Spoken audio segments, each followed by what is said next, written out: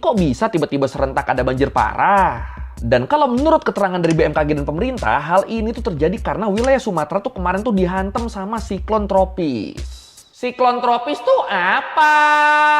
Simpelnya, siklon tropis tuh adalah sistem badai yang terbentuk di wilayah samudra yang hangat di dekat Khatulistiwa.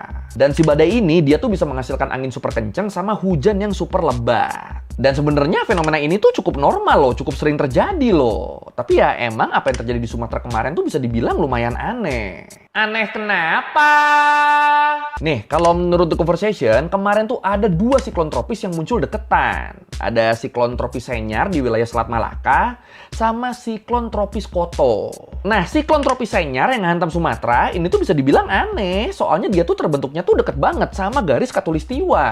Ya, jadi itulah poinnya kenapa dibilang aneh. Soalnya harusnya biasanya siklon atau badai itu tuh jarang banget terbentuk di dekat Khatulistiwa.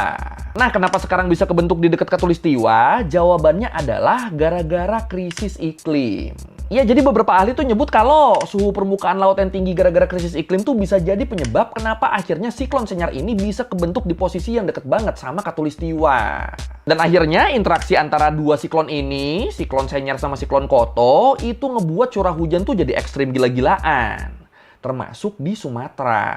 Ya kayak misalnya contohnya dari laporan BMKG deh yang nyebut kalau curah hujan di Kota Langsa, Aceh itu sempat nyentuh angka 380 mm dalam sehari. Dan itu biasanya curah hujan segitu tuh baru tercapainya tuh dalam kurun waktu 1 bulan. Lah ini sehari udah langsung segitu. Kan gila kan? Gimana nggak banjir coba? Di Kabupaten Biren, curah hujannya tuh sampai di level 411 mm per hari atau setara 1,5 bulan curah hujan normal. Kalau gitu berarti banjirnya murni bencana alam dong.